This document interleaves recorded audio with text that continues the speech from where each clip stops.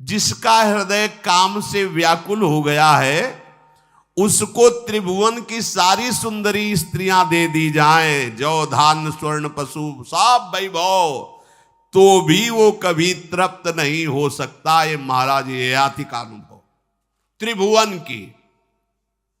विषय भोग भोगने से भोग वासना शांत नहीं होती, वरम और प्रबल हो जाती है। जैसे घी की आहुति डालने पर आग भड़क उठती है, वैसे ही भोगों को भोगते ही रहने पर भोग वासनाएं प्रबल रूप धारण कर लेती है और वो इतना कमजोर हो जाता है कि सोचता है मैं इसके बिना जी नहीं सकता।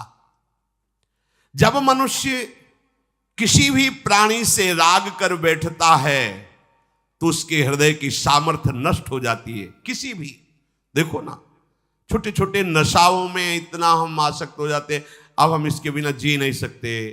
किसी भी वस्तु का जब हम भोग करते इसके बिना जी नहीं सकते। इसलिए सबको संदेश महाराज आती देते हैं, यदि तुम अपनी कामना को शांत करने वाले रोकने वाले बन गए तो दसों दिशाएं तुम्हारे लिए सुखमयी हो जाएंगी।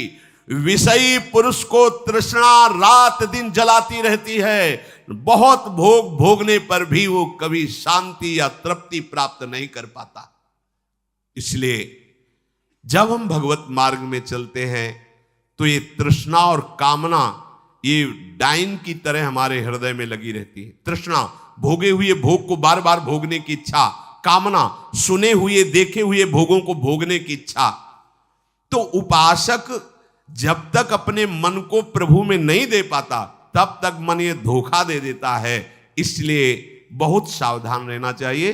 प्रभु की शरण में होकर के नाम जप करो और सदैव गुरुजनों की आज्ञा पर रहो, तो ये काम कामना वासना ममता आसक्ति राग द्वेष ये तुम्हें बांध नहीं पाएंगे। इनकी कृपा से आपको भगवत साक्षात्कार हो जाएगा।